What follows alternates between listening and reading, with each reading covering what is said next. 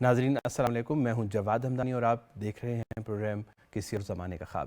آج کے پروگرام میں ہم اسلامی ریاست، اس کے دستور کے حوالے سے بات کریں گے اور یہ کہ اس دستور کے خد و خال کیا تھے اور یہ کیسے مختلف تھا اس سے پہلے جو نظام موجود تھے ان سے، اور اس کی روح اور اس کی اسپرٹ کیا تھی۔ ہمارے ساتھ موجود ہیں ظفر اللہ خان صاحب۔ ظفر اللہ خان صاحب، آپ کو پروگرام میں خوش آمدید کہوں گا۔ ہم یہ جاننا چاہتے ہیں کہ جب پیغمبر اسلام صلی اللہ علیہ وآلہ وسلم مدینہ میں تشریف لے آئے تو انہوں نے ایک دستور مدینہ اس کا اعلان کیا، وہ تشکیل پایا۔ بنیادی طور پر دستور مدینہ جسے ہم کہتے ہیں وہ کیا ہے؟ بسم اللہ الرحمن الرحیم، صلاۃ تکون للنجات وسیلہ۔ یہ درود شریف مجھے بہت پسند ہے۔ ہم نے پچھلی دفعہ یہ گفتگو کی ہے کہ جب نبی کریم صلی اللہ علیہ وسلم تشریف لائے، مکہ میں سٹی سٹیٹ ایک چھوٹی سی بن چکی تھی، مدینہ میں بن رہی تھی، اور دونوں طرف جو ہے ہمارے امپائرز تھیں، ریاستیں تھیں، اور وہ خاندانی تھی۔ آپ تشریف لے آئے، یہاں بہت سارے قبائل تھے، بہت سارے مذاہب تھے، مدینہ میں آپ نے قیام کیا اور یہاں آپ نے ایک سیاسی عمل شروع کیا۔ زیادہ گفتگو ہم پولیٹیکل سائنس کی زبان میں کرنا پسند کریں گے۔ مذہب تو یقیناً ہے، لیکن چونکہ آج کل ذرا بات سمجھنے میں آسان رہتی ہے۔ صحیح۔ یہ اس لیے بھی کہہ رہا ہوں کہ بعض اوقات ہم خاص الفاظ استعمال نہیں کریں تو لوگ سینسٹیویٹیز ہوتی ہے، حساسیت، تو ہمیں ادب ہے، ہم بالکل اپنی اصطلاحات کو اون کرتے ہیں جو ہماری مذہب میں، اسلامی تاریخ میں ہے، لیکن پھر بھی اچھا ہے کہ نئی نسل کے لیے ہم نئی ڈکشن اور نئی ٹرمنالوجی استعمال کریں۔ بالکل صحیح۔ یہ میں جان بوجھ کے وضاحت دے رہا ہوں تاکہ کسی کے ذہن میں کوئی غلط فہمی پیدا نہ ہو، نازک مسئلہ ہے۔ نبی کریم صلی اللہ علیہ وسلم جب تشریف لائے تو میں نے عرض کیا تھا پچھلی دفعہ، تخت بن چکا تھا، تاج بن چکا تھا، یہ پڑھنا تھا عبداللہ ابن ابی کے ساتھ، یہ حضرت سعد بن عبادہ کے ساتھ، لیکن نبی کریم آ گئے، آپ کی مارل اتھارٹی بڑھنا شروع ہو گئی، آپ نے سب سے مذاکرات کیے۔ اس مذاکرات میں کوئی سال سے لے کر 1.5 سال، اس کی 2 فیزز ہیں۔ اچھا، پولیٹیکل نیگوسیشنز کی، فیز 1 اور فیز 2۔ یہ آپ کی مدینہ تشریف آوری کے بعد کی بات ہے؟ آپ کی بات، پہلے تو ہم نے نہیں چھیڑنا، آ گئے آپ، ریاست بننا شروع ہو گئی ہے، یہ ماحول سیٹ ہے جو پچھلی دفعہ ہم نے بتایا، اور اللہ کے نبی جو ہیں ابھی بیٹھ کے ان سے بات چیت کر کے کوئی ڈھانچہ بنانے لگے۔ سب سے پہلا واسطہ تو آپ کو پڑا ان لوگوں سے جو تیار بیٹھے تھے کہ ہمیں ملے گا۔ کامن سینس ہے نا، بالکل صحیح، رہ رہے ہیں وہاں سے، یہ باہر سے کہاں سے آگے لوگ، وہ کلیم کرتے ہیں نبوت بھی اور کلیم کرتے ہیں حکومت بھی، مشکل کام ہے نا۔ آپ اس تناظر میں جا کے دیکھیں، آج کوئی پولیٹیکل اور اسپرچل اتھارٹی دونوں ہی مانگ رہا ہے، وہ کون مانتا ہے؟ مشکل کام تھا۔ 2 حصوں میں تقسیم ہو گئے، ایک لائلسٹ ہو گئے جو صحابہ کرام تھے، انہوں نے کہا آمنا و صدقنا، اس کی قیادت کرے تھے سعد بن عبادہ رضی اللہ تعالیٰ عنہ، جنہوں نے بعد میں اقتدار کیا ہے، میں بعد میں آؤں گا جب ہم آگے بڑھیں گے تو۔ ایک عبداللہ بن ابی بن گئے، وہ منافق ڈکلیئر ہوئے۔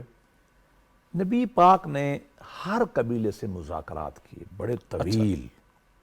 میں نے آپ کو عرض کیا کم و بیش بدر تک قائم رہے ہیں مذاکرات، بدر کی جنگ تک۔ جب آپ کہہ رہے ہیں ہر قبیلے تو اس سے مراد اوس اور خزرج اور میں ابھی آتا انصار کے، ہوں، اور یہودیوں سے بھی، اچھا، بنو قینقاع، بنو نصیر، یہ بھی تھے، اوس بھی تھے، خزرج بھی تھے، اور یہ تو بڑے قبیلے تھے نا، ان کے سب قبیلوں سے مذاکرات کیے۔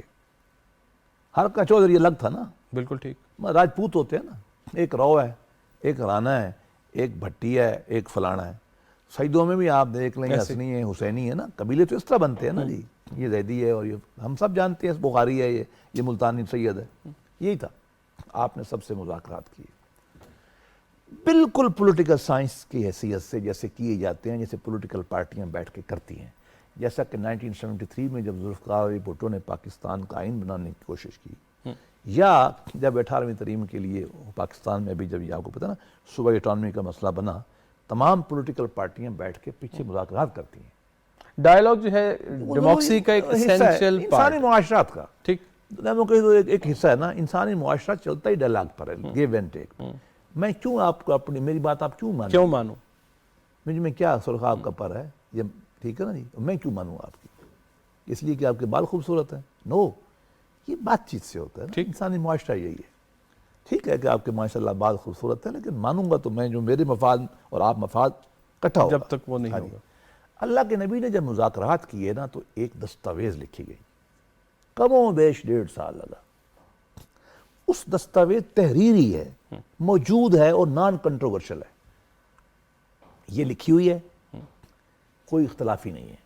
یہ ہوتا نا کہ ہوا ہے یا نہیں ہوا، جیسے لوگ کہتے ہیں، ایسا نہیں ہے، موجود ہے، انگریز بھی مانتے ہیں، ہم بھی مانتے ہیں۔ اس کے نام کتابوں میں کئی ہیں، پہلے نام پہ آ جاتے پھر بتاتا ہوں ہے کیا وہ۔ دستور مدینہ، کتاب مدینہ، میثاق مدینہ، تینوں لفظ موجود ہیں۔ پرانی کتابوں میں زیادہ تر کتاب کا لفظ استعمال ہوتا تھا، خط کے معنی میں بھی، ڈاکومنٹ کے معنی میں ڈاکومنٹ کے لیے ایگزیکٹلی پرانی کتابوں میں یہ لکھا ہے۔ بالکل ہے۔ میثاق معاہدے کو کہتے ہیں، آج کل بھی یہ ٹرم ہم استعمال کرتے ہیں کووننٹ کے معنی میں، جیسے کہتے ہیں نا international covenant and civil political rights, یہ لفظ بھی پرانا ہے، صدیوں سے یہ استعمال ہوتا تھا۔ مغربی مفکرین نے، خاص طور پہ والحزن نے، اور ہمارے ہاں ڈاکٹر سید حمید اللہ صاحب حمید اللہ صاحب، جی بالکل، رحمۃ اللہ علیہ، انہوں نے یہ دستور کا لفظ جو ہے نا، میثاق دستور دونوں استعمال کیے، وہ لکھا گیا۔ تو پھر اس کو ریکیپچولیٹ کرتے ہیں، آپ نے فری نیگوشیشنز کے بعد لوگوں کو ساتھ لے کر ان سے اتفاق کر کے ایک تحریری شکل میں معاہدہ دیا، اور تفصیل میں تو ہم بعد میں جائیں گے، اس کی لیکن پہلی کلاس بتانا ضروری ہے۔ پہلی کلاس کیا اس کی؟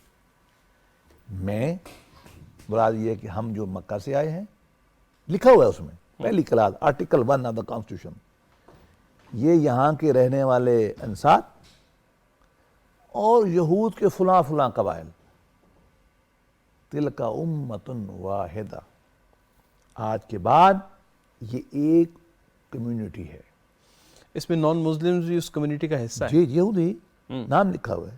یہ اہم بات میں ہے۔ پھر عربی کا لفظ بتاتا ہوں، تلکا امت یہ واحد، امتن کمیونٹی، امت واحد ایک۔ کوئی ابن کثیر نے یہ لفظ نقل کیے ہیں، ابن خلدون نے یہی نقل کیے ہیں، تاریخ میں، سیرت میں یہی لفظ ہیں، کوئی اس پہ اختلاف نہیں ہے۔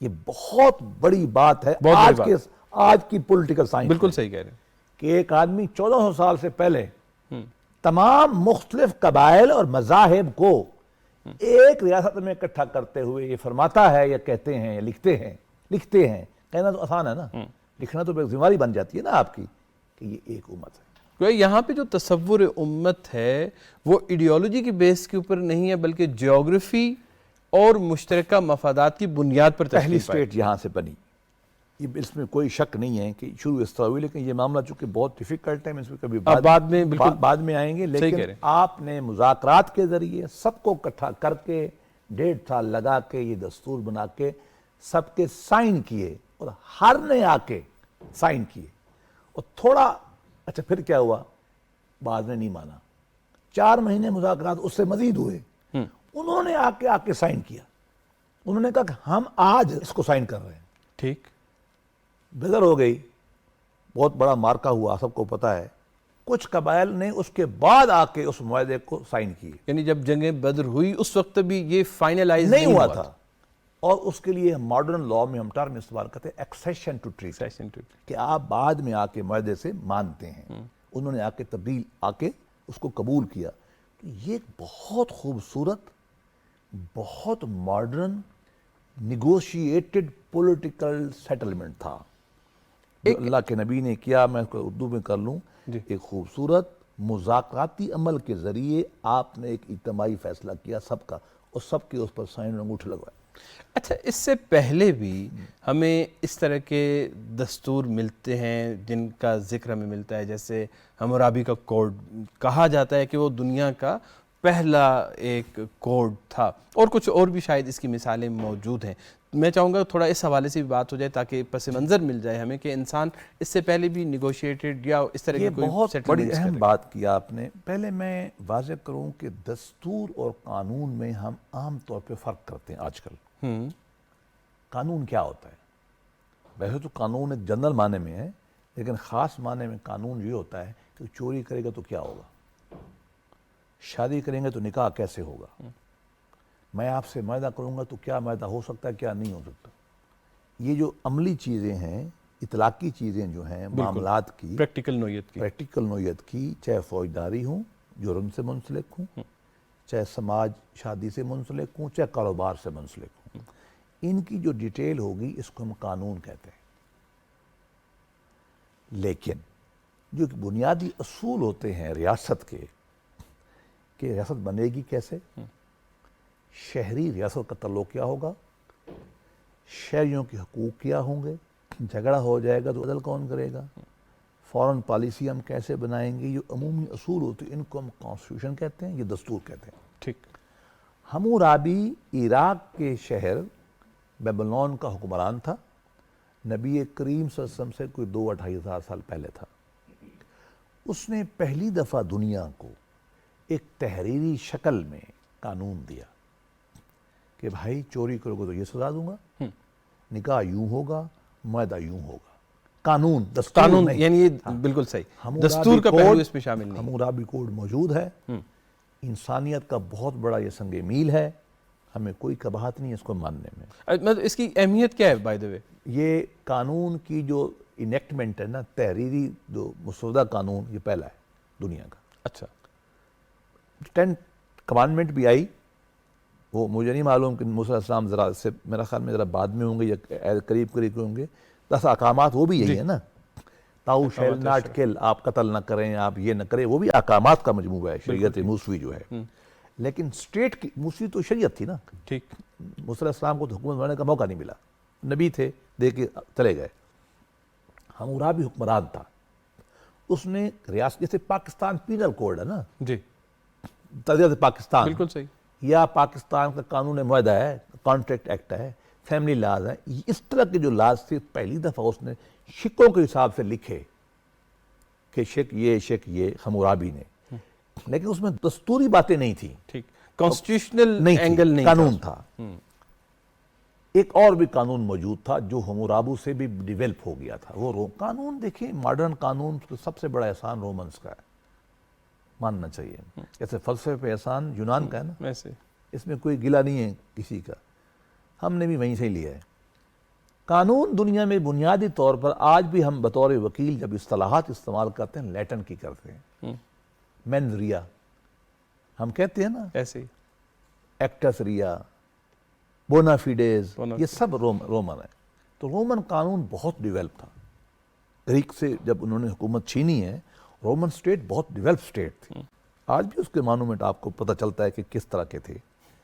انہوں نے، ان کا جو سب سے بڑا بادشاہ تھا، ایک تو ڈریکولا بھی تھا جس نے بڑے گندے قانون بنائے، اس لیے ڈریکولین لا کہتے ہیں، لیکن جو سب سے اچھا، جو معتبر قانون بنایا، جو اللہ کے نبی کے ظہور تک قائم رہا، بلکہ امام ابو حنیفہ کے زمانے تک قائم رہا، کبھی وقت ہوگا تو بتائیں گے آپ کو مسلمانوں نے اس سے کیا کیا، وہ اگسٹین کوڈ تھا، اور اصل نام اس کا جسٹینین کوڈ تھا، ٹو بی آنسٹ۔ یہ نام چونکہ ان کے بدلتے رہتے ہیں نا بادشاہوں کے، ٹیکنیکلی اس کو ہم کہتے ہیں جسٹینین کوڈ۔ وہ کنگ جو تھا ان کا ایمپرر، اس کا نام جسٹینین تھا، ٹھیک، جس نے اس کو فائنل شکل دی، اگسٹائن نے دی، کانسٹنٹائن نے دی، فائنل شکل جو اس وقت ہم کہتے ہیں جسٹینین کوڈ کہتے ہیں، یا ہم اس کو کہتے ہیں حمورابی کوڈ، لیکن دونوں قوانین کی شکل تھے۔ دنیا میں پہلا تحریری معاہدہ دستور کا، ریاست کیسے تشکیل پائے گی، اس کے عناصر کیا ہوں گے، شہریوں سے اس کا کیا تعلق ہوگا، حکمران کیا کر سکتا ہے، کیا نہیں کر سکتا، اور لڑائی پہ اختلافات ہوں گے تو کون طے کرے گا، قانون سازی کیسے ہوگی، فیصلے کیسے کیے جائیں گے، مائنارٹیز کو کیسے پروٹیکٹ، جو ایک دستوری عمل ہے، یہ واحد ریٹن دستور ہے جو سب سے پہلے بنا۔ اور یہ رائے میں آپ کو بتا دوں، جس نے تحقیق کرنی ہو، جو ڈچ ولندیزی پروفیسر تھے ولہازن، اس کی پوری کتاب ہے، یہ لفظ اس نے بنایا ہے، فرسٹ ایور ریٹن کانسٹیٹیوشن، دنیا میں سب سے پہلا تحریری دستور، یہ مسلمانوں نے نہیں بنایا، اورینٹلسٹ نے۔ بعد میں زیادہ کام جو ہے اس کے اوپر ہمارے ڈاکٹر حمید اللہ نے کیا، اللہ ان کو کروڑوں رحمت فرمائے، فقیر منش انسان تھے، اور پیرس میں رہ کے انہوں نے بہت کام کیا، ارلی جو مسلمانوں کی سٹیٹ ہے اس کے اوپر۔ تو یہ میرے طرف سے حوالے ہیں، یہ کمال کا کام ہے جس پہ ہم فخر سے کہہ سکتے ہیں کہ اسلامی دستور مدینہ دنیا کا ماڈرن سینس میں بہترین ایک ریٹن دستور. ہم اس سے اختلاف کر سکتے ہیں لیکن اس کی فارمیٹ میں اور آنا لکھا جانا دنیا کا پہلا کام ہے. اچھا، یہ ایک اہم پہلو یہاں پر جس کی طرف شاید دھیان جاتا ہے وہ یہ ہے کہ کیا اسلام کے ساتھ ریاست کا تصور ایک لازمی اور جزو لا ینفک کے طور پر تصور کیا جانا چاہیے، یا یہ ایک معروضی حالات کا نتیجہ تھا کہ جس نے ریاست اور مذہب کو اکٹھا کر دیا؟ میرا خیال یہ ہے کہ یہ سوال جو ہے یہ میں ابھی مختصر جواب اس کا دیتا ہوں، لیکن یہ سوال بہت بڑا ہے. یہ اس کے لیے کبھی ہم بعد میں بحث کریں گے. فی الحال میں اتنا کہتا ہوں دیکھیں ہوتا کیا ہے. میں پولیٹیکل سائنس میں بات کروں گا. ایک کمیونٹی ایک نظریہ اختیار کر لیتی ہے. وہ نظریہ اسلام ہے یا عیسائیت ہے، یہ گریک فلسفی ہے، جو بھی کر لے، وہ آپس میں بیٹھے ہیں، اس میں کمٹمنٹ بھی ہے. اور اس نظریے میں اگر کوئی انسانی رہن سہن سے منسلک ہدایات بھی ہیں، وہ جب اپنا نظام تشکیل کرے گی، اخلاقی ہو یا سیاسی ہو یا معاشی ہو، ان کی وہی تعلیمات ریفلیکٹ کریں گی. اگر مسلمانوں کا ایک معاشرہ بنا ہوا ہے اور انہوں نے جو ریاست بنانی ہے اس کے فنڈامنٹل صاف ظاہر وہی ہوں گے جو ان کا تعلیمات دیں گے. اور جب عیسائی اپنی ریاست بنائیں گے صاف ظاہر ان کے اوپر ان کا اثر ہوگا. تو اس حساب سے ہم یہ کہتے ہیں کہ معاشرہ پہلے ہے. کوئی بھی ریاست اس کی سیاسی تنظیم کی ایک شکل ہے. ٹھیک. معاشرے میں تو بہت پہلو ہے نا. اس کا اخلاقیات کا پہلو بڑا ہے، سماجیات کا اس کا پہلو ہے، کلچرل پہلو ہے. اس کی ایک سیاسی تنظیم ہے، نظم اجتماعی ہے. نظم اجتماعی کیسے بنانا ہے؟ صاف ظاہر ہے جو اس کے گرونڈ نارم ہیں، جو فنڈامنٹل پرنسپل ہیں کسی تہذیب کے، وہ ریفلیکٹ ہوں گے اس میں سے. جیسے ویسٹ میں ہو رہے ہیومنزم ریفلیکٹ ہو رہا ہے نا، کیپٹلزم ریفلیکٹ ہو رہا ہے. یہ ہم اس میں بعد میں آئیں گے. تو فی الحال ہم اس بات کو اتنا کہیں گے کہ اسلامی جو معاشرہ بنا اس کی جو اخلاقی اور اس کی جو روحانی تعلیمات تھیں اس کا اظہار عملی طور پر ہوا کس میں؟ ریاست کے ڈھانچے بنانے میں اور اس کی پالیسی بنانے میں. اور یہ فطری ہمارا ہے. اب اسی پہ بات کر لیتے ہیں کہ اس ریاست کی جب تشکیل ہوئی اور وہ دستور بنا، اس کے خد و خال، اس کے کیریکٹرسٹکس کیا ہے؟ یہ بہت اہم ہے ہمارے لیے. لو جی، سب سے پہلے شروع کرتے ہیں کہ جیسا میں نے عرض کیا کہ پاکستان کے آئین میں کیا لکھا ہوا ہے. آرٹیکل 1 میں جو شق ہے ہماری 1 شق کہہ لیں یا آپ دفعہ کہہ لیں، آرٹیکل کے دفعہ پہلے میں کیا لکھا ہوا ہے؟ لکھا ہوا ہے پاکستان جو ہے اسلامک ریپبلک آف پاکستان ہے اور اس کا یہ علاقہ ہے. ہم نے اس میں جیوگرافی طے ہو گئی، نام طے ہو گیا. نام طے ہو گیا. وہاں کیا ہوا؟ وہاں بھی یہی طے ہوا کہ یہ قبائل، لوگوں کو پتا تھا نا کہ یہ سب میں رہتا ہے، یہ 7 والی بستی میں، یہ 7 والی بستی میں، فلاں فلاں فلاں فلاں، یہ قبائل ہوں گے، یہ ان کے اوپر اپلیکیبل ہے، ان کے اوپر اپلیکیبل ہے اور یہ اکٹھے ہو گئے. اور اس کا نام ہم نے امت واحدہ رکھ دیا ہے. اگرچہ وہاں لفظ مدینہ کا استعمال نہیں ہوا جی، لیکن چونکہ اسٹیٹ بن وہی رہی تھی، نام تو وہی ہونا تھا. بالکل. تو گویا کہ بالکل ماڈرن سینس میں سب سے پہلے اس کا نام طے کیا گیا کمیونٹی کا اور بتایا گیا کہ یہ کن کن پہ اپلیکیبل ہوگا. ٹھیک. سب سے پہلا کریکٹرسٹک شروع یہیں سے ہوتا ہے نا. آپ ہیں کون؟ آپ کا نام کیا ہے؟ یہ کون کون؟ بالکل جیسے ماڈرن سینس میں انڈیا کانسٹیٹیوشن شروع ہوتا ہے، ہمارا شروع ہوتا ہے، ویسے کا ویسے. اب 4-5 اس کے 6-10 جو بھی ٹائم ہوگا ہم دیکھیں گے. ایک اس میں یہ لکھا گیا ہے کہ ہمارے فیصلے باہمی مشاورت سے ہوں گے. یہ عجیب بات ہے.